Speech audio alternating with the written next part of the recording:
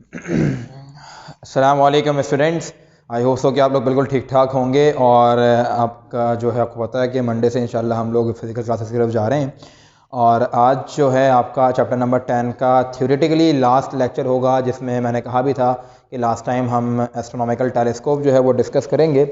और जो lecture number 8 हमने किया था उसमें हमने कंपाउंड माइक्रोस्कोप की बात की थी। ठीक है, काफ़ी लेंदी हमारे पास वो क्लास हो गई थी, ऑलमोस्ट अबाउट 50 मिनट्स की क्लास हो गई थी हमारी वो।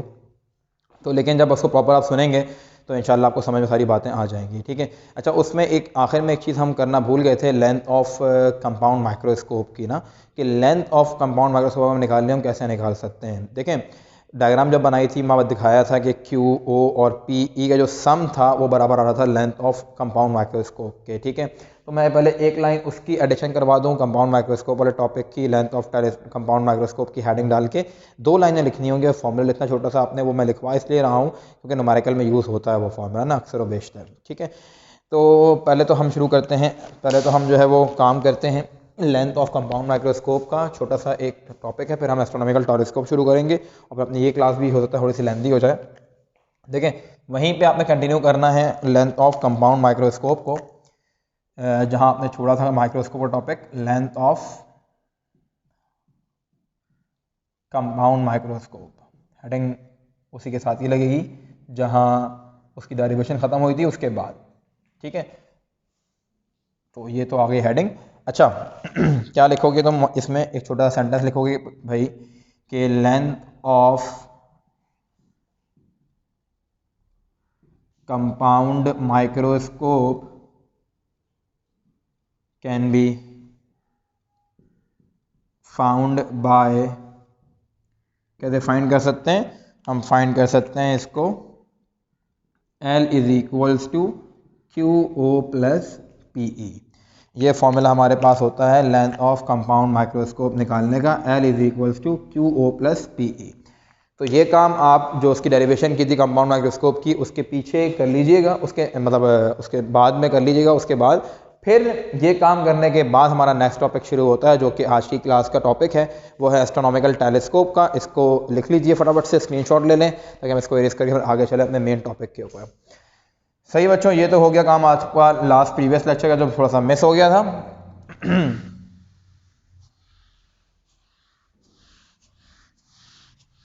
जनाब, now the main topic of today is astronomical telescope. We have heading लगाई हमने एस्ट्रोनॉमिकल टेलीस्कोप की।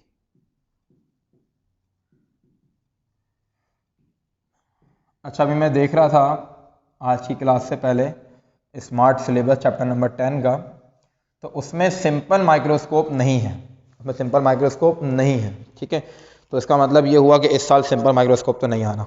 ठीक है, लेकिन फिर भी मैंने करवाया है तो आप लोग उसको जो है देखेंगे। अगर खुदा ना खास्ता आ भी गया, वैसे तो चांसेस नहीं है, अगर स्मार्ट सिलेबस में नहीं है तो इट्स मीन कि नहीं आएगा। ठीक है, तो इंपॉर्टेंट कौन कौन से हो गए? कंपाउंड माइक्रोस्कोप और एस्ट्रोनॉमिकल टेलीस्कोप हो गया। इन दोनों में से कोई एक 100% आ जाएगा। तो आप लोग जो हैं दोनों को याद करेंगे अच्छे तरीके से, सिंपल माइक्रोस्कोप को देख के जाएंगे कि अगर आ भी गया तो हम उसके काबिल हों करने के। ठीक है ना, तो ये सब चीज़ें स्मार्ट सिलेबस में मैं भी देख रहा था कुछ देर पहले क्लास से पहले, तो मैंने बोला देख लूँ देखिए क्या चीज़ें शामिल है क्या क्या नहीं है। बहरहाल ये शामिल है, ये टॉपिक ये वाला। डेफिनेशन देखते हैं इसकी क्या होती है। इसको उर्दू में आप दूरबीन भी कहते हैं एस्ट्रोनॉमिकल टेलीस्कोप को, या सिर्फ टेलीस्कोप को। ठीक है, 3 टाइप के टेलीस्कोप होते हैं जो आपके सिलेबस में शामिल, आपकी बुक में शामिल है, सिलेबस में शामिल नहीं है। कौन कौन से? एस्ट्रोनॉमिकल टेलीस्कोप है, गैलीलियन टेलीस्कोप है और टेरेस्टेरियल टेलीस्कोप है। ठीक है, ये 3 जो हैं आपके बुक में लिखे हुए हैं, तीनों टेलीस्कोप। ठीक है, लेकिन हम यूजुअली जब स्मार्ट सिलेबस नहीं भी आया था, यानी कि प्रीवियस ईयर्स में भी हम गैलीलियन और टेरेस्ट्रियल नहीं करते थे और ना ही कभी पेपर में आए हैं। पेपर में सिर्फ ये 3 ही आते हैं, सिंपल, कंपाउंड और एस्ट्रोनॉमिकल। तो हम एस्ट्रोनॉमिकल कर रहे हैं बच्चों। बहरहाल ये क्या होता है, क्यों यूज़ होता है, इसकी डेफिनेशन क्या है? इसकी डेफिनेशन हमारे पास है, it is an optical instrument. सबकी तरह ये भी एक ऑप्टिकल इंस्ट्रूमेंट है। It is an optical instrument which is used to see heavenly objects। दूर दराज की बड़ी, दूर दराज, इतनी दूर दराज की बड़ी चीज़ें जो हमें नज़र नहीं आती लेकिन हम किसकी हेल्प से देखते हैं, बहुत छोटी नज़र आती हैं, उसको मैग्नीफाई करके देखने के लिए हम क्या यूज़ करते हैं, आपका एस्ट्रोनॉमिकल टेलीस्कोप यूज़ करते हैं। ठीक है, देखें फॉर एग्जांपल क्या, सच एज मून, प्लैनेट्स और एक्सेट्रा।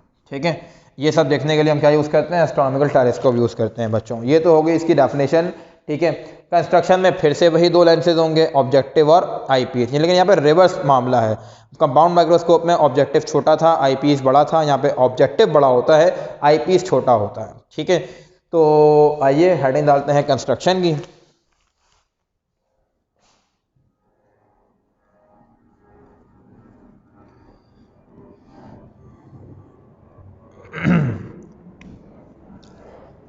कंस्ट्रक्शन की अगर बात करें, असल में एरोप्लेन की आवाज़ के लिए हमेशा रुकना पड़ता है, क्योंकि हमारी जो रिकॉर्डिंग हो रही है वो बिल्कुल एयरपोर्ट के सामने ही है। बहरहाल कंस्ट्रक्शन की अगर बात करें तो कंस्ट्रक्शन में क्या होगा, it consist of two convex lenses, it consist of two convex lenses fitted at the ends of the tubes, the cylindrical tubes, which can be, बिल्कुल वही वाली आपके पास वर्डिंग है, which can be slide into or out of each other। ठीक है, एक tube को consider कर लें कि वो ऐसे जो है रोल हो सकती है इन और आउट, या दो ट्यूब कंसीडर कर लें कि दो ट्यूब एक दूसरे के अंदर ऐसे फिट है कि हम उसको जो है इस तरीके से हम क्या कर सकते हैं, इन और आउट जो स्लाइड कर सकते हैं, यानी कि एडजस्ट कर सकते हैं कि क्या हो गया, fitted at the end of the two tubes, या सिंगल ट्यूब कंसीडर कर लें, दो ट्यूब कंसीडर कर लें। तो होता क्या है, इसको मैं ऐसे घुमाओगे ना तो एडजस्टमेंट हो जाएगी। एडजस्टमेंट क्यों होती है कि हम उसके इमेज को, जो भी ऑब्जेक्ट का इमेज बने, हम उसको क्लियर देख सकें। दैट्स वाई हम ये काम करते हैं। ठीक है, अब दो कौन से आपके पास होते हैं लेंसेज, आपको पता है, एक तो ऑब्जेक्टिव होता है, दूसरा कौन सा होता है, आई पीस होता है। ठीक है, तो इसको हम जो है यही लिख देते हैं, ऑब्जेक्टिव। ठीक है, यहाँ मामला रिवर्स है, मैंने आपको कहा ना कि ऑब्जेक्टिव जो है इसका अपर्चर, इसका जो फोकल लेंथ है वो बड़ी होगी as compare to eyepiece. तो क्या लिखेंगे बेटा, यहाँ पर हम लिखेंगे it is of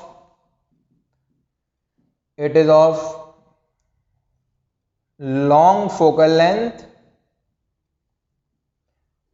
it is of long focal length and large aperture which is placed, इसमें नेयर की बात इसलिए कर रहा हूं, वैसे तो नेयर ऑब्जेक्ट के ये भी नहीं होता, लेकिन as compare to eyepiece जो है ना, ये नेयर होता है ऑब्जेक्ट के। जाहिर है पहले ऑब्जेक्टिव लगा हुआ है, बाद में आई पीस होता है। ठीक है, तो एज कंपेयर टू ऑब्जेक्ट जो है ये करीब है, दैट्स वाई इसको हम क्या लिखते हैं, which is placed near to the object, near to the object. ठीक है, ये तो हो गया ऑब्जेक्टिव। अब अगर मैं बात करूं दूसरा कौन सा हमारे पास होता है बेटा, आई पीस। दूसरा लेंस कौन सा है, आई पीस है। आई पीस में क्या लिखोगे, आई पीस में लिखोगे it is of long focal length था, ये शॉर्ट फोकल लेंथ हो जाएगा, it is of short focal length.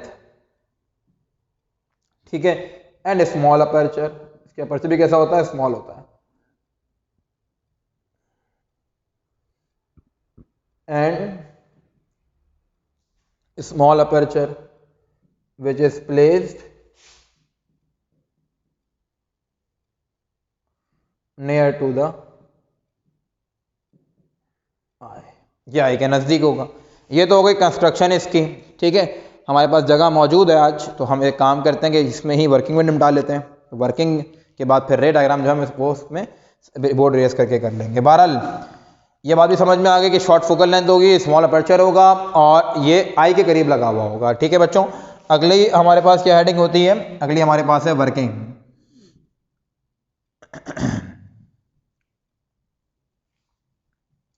देखो इसमें ऑब्जेक्ट इनफाइनाइट डिस्टेंस पर है, इन्फिनिटी पर है। ठीक है, ये केस नंबर कौन सा है हमारा, ये हमारे पास केस नंबर 1 है कि जब भी इनफाइनाइट डिस्टेंस पे ऑब्जेक्ट होता है तो उसका इमेज हमेशा फोकस से बनता है। ठीक है, इसका इमेज क्या बनता है, हमेशा फोकस से बनता है। तो क्या लिखोगे यहाँ पर तुम कि consider an object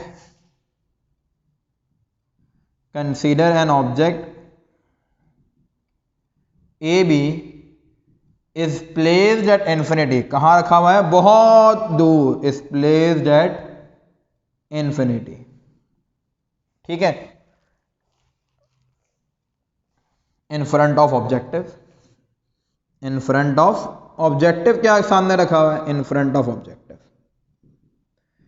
it's real inverted and enlarged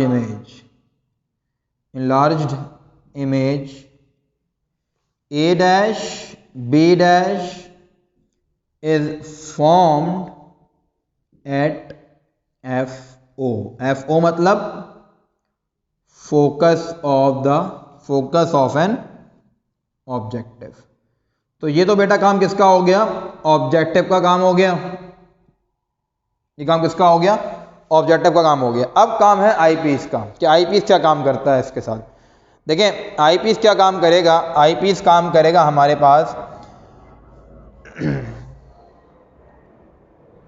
फिर एरोप्लेन, बहरहाल आईपीस क्या काम करेगा हमारे पास कि दिस इमेज, कौन सा इमेज, जो ए बी बना है, this image A dash B dash serves as an object for eyepiece, अब जब सर्व, तो उसकी पोजीशन हम सेट करेंगे ना, किस चीज की, इनकी, इस ट्यूब की पोजीशन क्या करेंगे, सेट करेंगे। जब सेट करेंगे तो क्या लिखोगे, position of the eyepiece, position of the eyepiece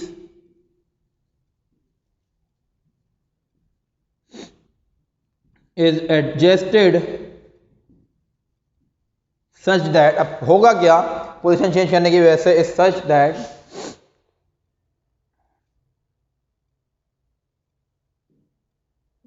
that the image A double dash B double dash is formed at the least distance of distinct vision, कहाँ बन जाएगा, distinct vision पे उसका इमेज बन जाएगा। पता है आपको ये बात, ठीक है। अब ये होगा कैसे, it is virtual erect magnified and most clear, और आगे एक और बात लिख दो कि which can be seen by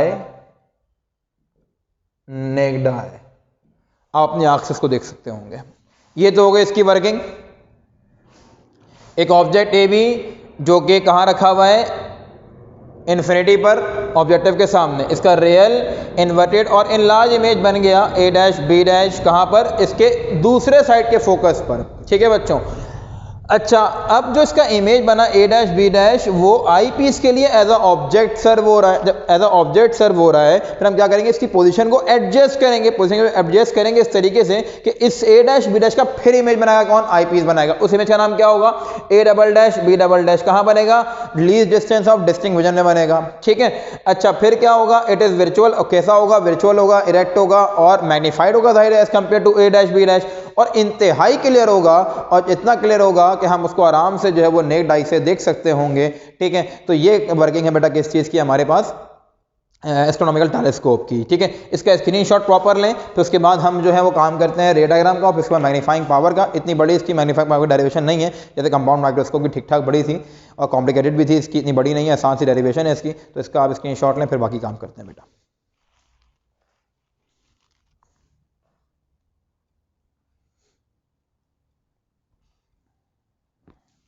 I hope so कि आपने जो है वो इसका सारा काम ये जो है कर स्क्रीनशॉट ले लिया होगा now we are moving forward to draw the ray diagram of astronomical telescope.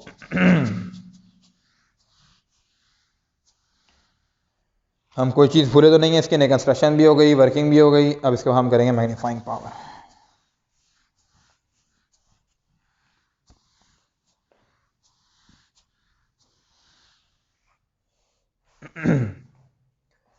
मैं फ़िलहाल वर्किंग छोड़ देता हूँ ताकि डायग्राम के बाद मैं इस वर्किंग से एक बार आपको दोबारा समझा सकूँ कि बेटा ये किस तरीके से काम हुआ।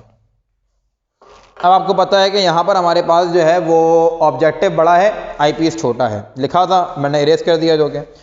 देखो बच्चों, यहाँ पे ऑब्जेक्टिव कैसा है,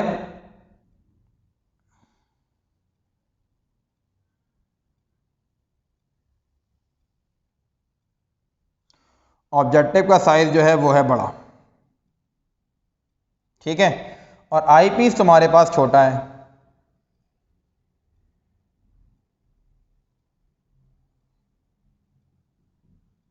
ये आ गया आई पीस। एक लाइन कौन सी आएगी, प्रिंसिपल एक्सिस की आ गई लाइन। सही है बच्चों। अब देखो फिर क्या होगा इसके बाद, ये इसका ऑप्टिकल सेंटर, ये इसका optical centre, parallel rays of light आ रही होंगी, पैरेलल रेज ऑफ लाइट आ रही होंगी यहां से तुम्हारे पास, ठीक है। अच्छा बच्चों, जब पैरेलल रेज ऑफ लाइट आ रही होंगी तो एक गुजरेगी ऑप्टिकल सेंटर से, एक गुजरेगी कहां से, एफ ओ से गुजरेगी एक, ठीक है। एक कहां से गुजरेगी, एफ ओ से गुजरेगी एक। अब हमारे पास एक चीज और, थोड़ा सा इसको इस तरह बना लें क्योंकि एफ ओ जो है मुझे काफ़ी लेंदी बना लगा हूँ, सबको नज़र नहीं आएगा मेरे ख्याल से। एक बार मैं चेक कर लूँ, नज़र आ भी जाएगा तो फिर मैं नज़र नहीं आऊँगा, लेकिन आप लोगों को वहाँ से चले कोई बात नहीं, मैं बेशक नज़र ना आऊँ, मेरी आवाज़ नज़र आ जाए।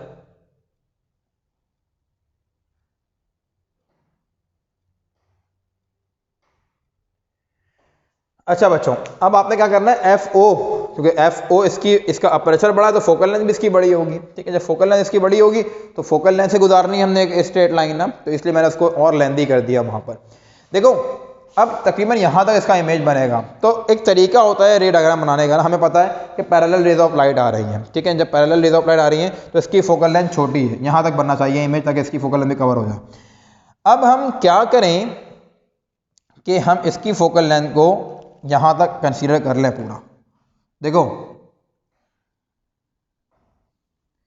यहां तक ले आया मैं, ठीक है। पैरेलल बीम ऑफ लाइट जो है ये वाली डायग्राम, ये लाइन क्यों बनाई, क्यों मैं यहां तो पैरेलल खुद कर सकता हूं आराम से, मुझे यहां पर इस ऑब्जेक्ट को मिलाना है ना, ठीक है। अब स्ट्रेट लाइन ड्रॉ करेंगे, जरा सुनना बात को गौर से, क्या करेंगे, अब स्ट्रेट लाइन ड्रॉ करेंगे। या आई होप सो कि स्ट्रेट लाइन काफ़ी हद तक मेरी बन गई है। एक बार फिर दोबारा ट्राई कर लेते हैं। असल में रूलर होना बड़ा वाला तो बेहतरीन डायग्राम बन जाए हमारे पास, लेकिन फ़िलहाल रूलर की अवेलेबिलिटी नहीं है यहाँ पर, तो कोई बात नहीं।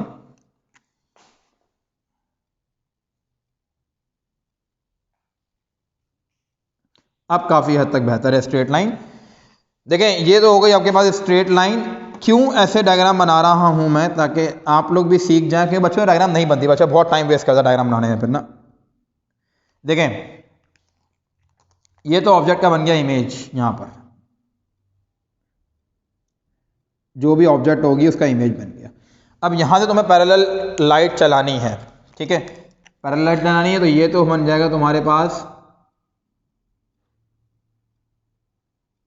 ऐसे पैरेलल, ठीक है। इसके पैरेलल क्या चलेगा,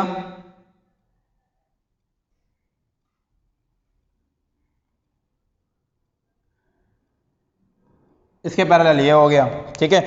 ये कहलाएगा एफ ओ पॉइंट, क्योंकि एफ ओ से आएगी तो फिर स्ट्रेट हो गया ना। हम ये बात जानते हैं कि जब फोकस से आती है तब स्ट्रेट होती है, ठीक है। तो देख लेते हैं एक बार कि आप लोगों की विजिबिलिटी है, बिल्कुल विजिबिलिटी आप लोगों की है कि एफ ओ जो है ये यहां से स्ट्रेट लाइन आई, दो पैरेलल लाइट आई, एक तो प्रिंसिपल फोकस से स्ट्रेट गुजर गई, एक स्ट्रेट हो गई, जहां पे कोइंसाइड करी अब इमेज बन गया। यही हमारा केस नंबर 1 भी था जब हमने काम शुरू किया था। तो ये स्ट्रेट लाइन आ रही है दो, ठीक है ना। जहां पर यहाँ पे क्या रखा हुआ होगा, आपको ऑब्जेक्ट रखा हुआ है, ऑब्जेक्ट का नाम क्या होगा, ऑब्जेक्ट यहां पर ए बी प्लेस हुआ हुआ इन्फिनिटी पर।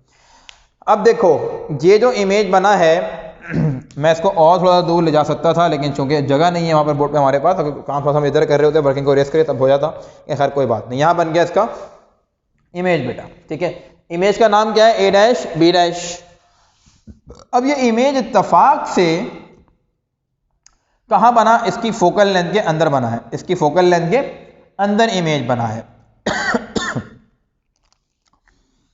अब ये जो होगा ये एफ ओ है, ठीक है, ये क्या है, एफ ई है, सॉरी ये एफ ई है इसके रिस्पेक्ट से। ठीक है, ये एफ ओ था, बेस का एफ ओ यहाँ तक कंसिडर कर लिया हमने। ठीक है जनाब, इसका इमेज इसी के साइड पे इसी के जैसा इससे बड़ा बनेगा, क्योंकि क्या क्या केस है, ये केस नंबर 6 हो गया कि when an object is placed with in the focal length of a lens, its image is virtual, erect and magnified and form at the same side of the object। ठीक है, अच्छा अब कैसे बनेगा जरा देखना बात को गौर से। ये तो चली जाएगी स्ट्रेट लाइन प्रिंसिपल फोकस के पैरेलल, ये आ जाएगी तुम्हारे पास ऑप्टिकल सेंटर पर। अब क्या होगा,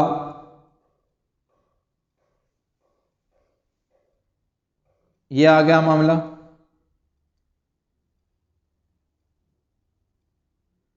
और जहां पे कोइंसाइड कर जाएगी वहां पे बन जाएगा इमेज। ये बन गया इमेज तुम्हारे पास। ठीक है, इसको फिर ले जाते हैं हम स्ट्रेट लाइन यहां से, और इसको ले जाते हैं हम यहां से स्ट्रेट। ठीक है भाई, ये दो स्ट्रेट लाइन हो गई, यहाँ आई होगी, यहाँ पे जो है वो आप आराम से इसको क्या कर सकते हैं, इमेज को देख सकते हैं। ठीक है, नेमिंग कर देते हैं हम। नेमिंग कैसे करेंगे, इसका नाम होगा तुम्हारे पास बी डैश, इसका नाम होगा ए डैश, इसका नाम होगा ए डबल डैश, इसका नाम होगा बी डबल डैश। ये होगा तुम्हारे पास ओ डैश, ये होगा तुम्हारे पास ओ। ठीक है, समझ में आ गई बात। और ये जो होगा ये तुम्हारे पास एफ ई होगा। ठीक है भाई, और लेबलिंग कर लें तो पी ओ तो हमें पता ही नहीं है,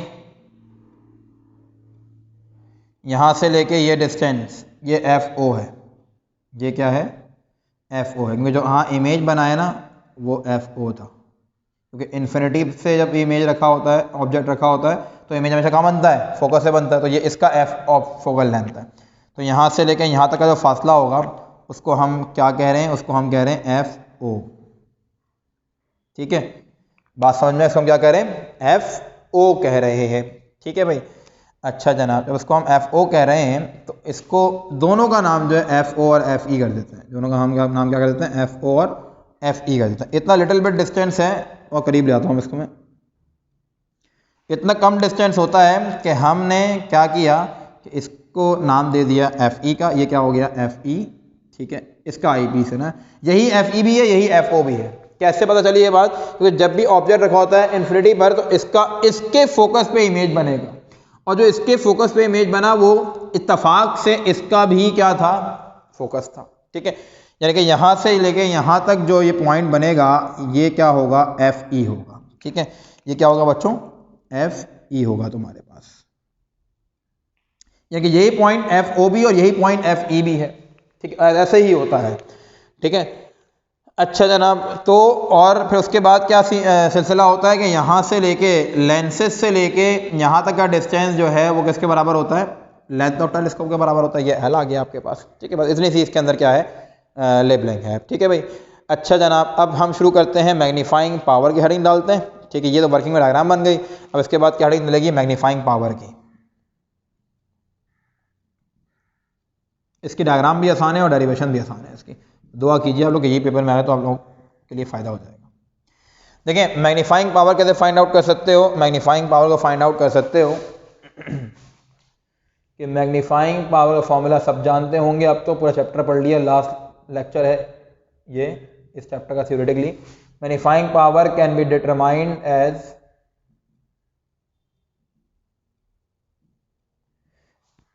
m is equals to beta upon alpha. ये फॉर्मूला होता है m is equals to beta upon alpha, ये फॉर्मूला होता है। This is equation number 1, this is equation number 1। वही बीटा और अल्फा की वैल्यू फाइंड आउट करनी है हमने, तो अल्फा बीटा की वैल्यूज फाइंड आउट कर लेते हैं। अब मिटा दें वर्किंग, क्योंकि वर्किंग के रिस्पेक्ट से डायग्राम बना के दिखा दी मैंने पूरी आपको। फोकस पे बना था इमेज, ठीक है। फिर इसका ये इमेज क्या हुआ, ये इमेज जो है ये वाला इमेज इसके लिए सब हुआ और द ऑब्जेक्ट, फिर इसका इमेज बन गया कैसा, A double dash B double dash at least distance of distinct vision पे। हमेशा आप जानते हैं ये बात कि डिस्टिंक्ट विजन में इमेज बनता है। कैसा है इमेज, वर्चुअल, इरेक्ट और मैग्नीफाइड है और मोस्ट क्लियर है, इसको हम अपनी नेक्ड आई से देख सकते हैं, ठीक है। तो ये तो हो गई बात किस चीज़ की, एस्ट्रोनॉमिकल टेलीस्कोप की बात हो गई बेटा। इसकी मैग्नीफाइंग पावर की डेरिवेशन भी इतनी आसान है कि हम लोग को कम प्रैक्टिस करनी पड़ेगी और आराम से याद हो जाएगी। बहरहाल देखते हैं कि क्या कह रहे हैं आपसे। देखें एक ट्रायंगल बन रहा है ए डैश बी डैश ओ, मेरी फिंगर देखिएगा, ए डैश बी डैश ओ। अब चूंकि ये कॉमन पॉइंट है, ये कॉमन साइड है, एफ ओ भी यही है, एफ ई भी यही है, ठीक है। तो A dash B dash O dash, एक ट्रायंगल बन रहा है ये वाला, ठीक है। एक ट्रायंगल बन रहा है तुम्हारे पास ये वाला, ठीक है बच्चों। अब ये अल्फा होगा तो ये भी अल्फा होगा। कहने का मतलब क्या है कि ये साइड तुम्हारे पास visual angle of the object होगा, अल्फा होगा, तो वर्टिकल एंगल ये भी क्या होगा, अल्फा होगा, ठीक है। ये क्या होगा, बीटा होगा, ठीक है। अल्फा बीटा हो गया, क्योंकि ये जो ऑब्जेक्ट वाली लाइन होती है वो visual angle of the object बनाती है, जो एंगल वाली आई वाली लाइन होती है वो visual angle of the image बनाती है। वहाँ मेरा ख्याल से मैंने कंपाउंड माइक्रोस्कोप डायग्राम में मैंने नहीं लिखवाया, तो खुद ही लिख लीजिएगा कि अल्फा क्या होगा बीटा क्या होगा, शायद लिखवाया था, याद नहीं है मुझे। तो ये बात समझ में आ गई। अब क्या कर रहे हैं, consider triangle A dash B dash O, consider triangle A dash B dash O, A dash B dash O, ठीक है। वी हैव क्या है हमारे पास, हमारे पास है बेस और परपेंडिकुलर, तो 10 का रेशो यूज करेंगे, 10 alpha is equals to A dash B dash upon B dash O. B dash ये रहा, ओ ये रहा, किसके बराबर है, एफ ओ के बराबर है, ठीक है। तो बेटा क्या लिखेंगे आप लोग कि बी डैश ओ जो है सर हमारे पास एफ ओ के बराबर है, ठीक है। तो ये इक्वेशन क्या बन जाएगी, ये बन जाएगी 10 alpha is equals to A dash B dash upon F O, ठीक है बच्चों, राइट। फिर क्या सिलसिला होगा, फिर ये बनेगा कि भाई हम जानते हैं कि अल्फा कैसा होता है, छोटा होता है ना, एंगुलर डिस्प्लेसमेंट कम होती है। If alpha is small, then tan alpha approximately equal to alpha. Simple microscope वाले टॉपिक में मैंने आप लोगों को बड़ी डिटेल में ये बात समझा दी थी कि भाई ये कैसे होता है, ठीक है जनाब। उसके बाद फिर क्या लिखोगे इसको तुम, ये इक्वेशन तुम्हारे पर बन जाएगी alpha is equals to A dash B dash upon F O, ठीक है। ये थी इक्वेशन नंबर 1 और ये बन जाएगी इक्वेशन नंबर 2। फिर अगेन कंसीडर करोगे ट्राइंगल कौन सा वाला, A dash B dash O dash, ठीक है। क्या लिखोगे, consider triangle, consider triangle A dash B dash O dash, we have tan beta is equals to A dash B dash upon B dash O dash, ठीक है। हमारे पास B dash O dash जो है वो किसके बराबर होगा, वो बराबर होगा बेटा एफ ई के, एफ ई के बराबर, ठीक है। तो हम क्या लिख देंगे, फिर यहाँ पर लिख देंगे कि tan बीटा जो है हमारे पास A dash B dash upon F E के बराबर आ गया। फिर हम जानते हैं कि जो एंगुलर डिस्प्लेसमेंट होती है वो स्मॉल होती है, तो if beta is small then tan beta is approximately equal to beta, ठीक है। तो क्या लिखोगे यहाँ पर, यहाँ लिख दोगे कि बच्चों अब क्या बन गया, ये चीज बन गई आपके पास beta is equals to A dash B dash upon F E, this is equation number 3। ये क्या हो गई, इक्वेशन नंबर 3 हो गई।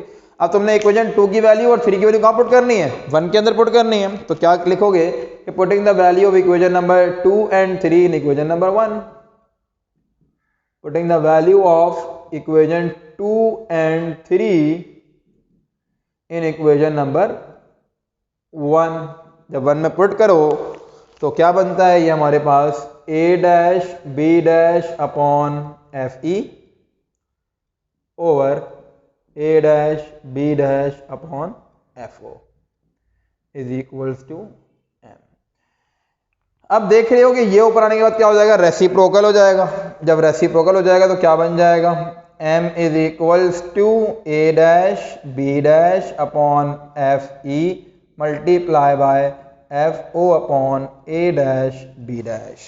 ठीक है भाई, तो a डैश b डैश से a डैश b डैश क्या हो गया, कैंसिल हो गया। तो फॉर्मूला क्या बन गया तुम्हारे पास बेटा, फॉर्मूला बन गया m is equals to F O upon F E. Focal length of objective upon focal length of eyepiece is the formula to find out the magnification of astronomical telescope. समझ आ गई बात यहाँ तक, ये सिलसिला था, आसान सी डेरिवेशन है इसकी, तो उससे तो बहुत ही आसान है कंपाउंड माइक्रोस्कोप से। ठीक है, अब जो नेक्स्ट चीज़ है वो क्या है, लेंथ ऑफ टेलीस्कोप। वो मैं यहीं लिख देता हूँ, छोटी सी बात होती है, खामा खा डायग्राम हटानी पड़ेगी उसके लिए। लेंथ ऑफ टेलीस्कोप कैसे निकल सकती है, लेंथ ऑफ टेलीस्कोप तुम कैसे निकालोगे, देखो एल निकालना है, एल किसके बराबर है, एफ ओ और एफ ई को कंबाइन कर लो, एल निकल के आ जाएगा। ठीक है, तो क्या क्या लिखोगे, length of telescope, length of telescope can be calculated as, क्या फॉर्मूला बनेगा बेटा हमारे पास, फॉर्मूला बन जाएगा L is equals to F O plus F E. This is the formula to find out the length of telescope. And अल्हम्दुलिल्लाह यहाँ पे आप लोगों का चैप्टर नंबर 10 की जो थ्योरी है वो सारी की सारी खत्म हो गई। ठीक है, दोनों करा दी, कंपाउंड माइक्रोस्कोप भी हो गया, एस्ट्रोनॉमिकल टेलीस्कोप भी हो गया। मैं आपको एक बात बता दूं कि compound microscope as compare to astronomical ज़्यादा इंपॉर्टेंट है। ठीक है, उसको अच्छे से प्रैक्टिस कीजिएगा, और रे डायग्राम वगैरह जैसे मैंने बताई है बिल्कुल प्रॉपर पेंसिल से बनाएंगे आप लोग। ठीक है, बेशक एक पेज ले लें, उसके ऊपर लैंडस्केप बना लें, उसको लैंडस्केप करके बना लें। ठीक है, तो आसान सी डेरिवेशन है, कोई स्टेप समझ में ना आए तो मुझसे व्हाट्सएप ग्रुप से पूछ लें, या फिर मंडे का वेट कर लें, मंडे ट्यूसडे को वेडनेसडे को कहीं जहाँ क्लास होती है मेरी फिजिक्स की वहाँ पूछ लीजिएगा, और जहाँ थर्सडे फ्राइडे सैटरडे होती है वहाँ उस दिन पूछ लीजिएगा अपने रिस्पेक्टिव डेज के अंदर। अगर आज ही देख लेते हैं वीडियो या कल देख लेते हैं वीडियो, ठीक है, तो मुझसे ऑडियो पे पूछ लीजिएगा, व्हाट्सएप पे स्क्रीनशॉट लेके। ठीक है, एंड अब अल्हम्दुलिल्लाह हमारे पास सेकंड डे में भी चैप्टर नंबर 14 हमने ख़त्म कर दिया था, और फर्स्ट डे में चैप्टर नंबर 10 हमने ख़त्म कर दिया। तो अब इंशाल्लाह आपसे मुलाकात जो होगी फ़िज़िक्स के हवाले से वो मंडे को ही होगी, 18 जनवरी को इंशाल्लाह। आई होप सो कि अब कोई ऐसा मसला होगा नहीं और हम लोग ऑनलाइन पर नहीं जाएंगे, फिजिकल क्लासेस चलती रहेंगी हमारी टिल द एग्ज़ाम्स। ठीक है, तो काफ़ी जगहों पर हमारे चैप्टर अच्छे खासे हो गए, 1 2 3 4 5 हमने भी स्किप किया हुआ है, 5 हमने नहीं किया क्योंकि 5 जो है पेपर के रिस्पेक्ट से एक सवाल अगर आ जाए 4 नंबर का या लॉन्ग में आ जाए अगर, तो एक पार्ट इसके अलावा चैप्टर 5 से कुछ भी नहीं आता। MCQ कोई एक बन जाता तो बन जाता है, मतलब ओवरऑल अगर चैप्टर 5 से पेपर में सवाल आता भी हो 7 या 8 नंबर का सवाल, एक MCQ और एक लॉन्ग बन जाएगा, या एक लॉन्ग ना भी बने तो एक शॉर्ट 4 नंबर का बन जाता है। ठीक है, तो 5 इसलिए मैंने छुड़वा दिया था, जो इंपॉर्टेंट चैप्टर्स थे 2 3 4, ठीक है, फिर 6 7 10 ये कर दिए भी, और इंशाल्लाह 8 9 जो है वो हम करेंगे फिजिकल में, और फिर 5 उस सबसे लास्ट में करेंगे। ठीक है बेटा, अपना ख्याल रखिएगा, अल्लाह हाफ़िज़।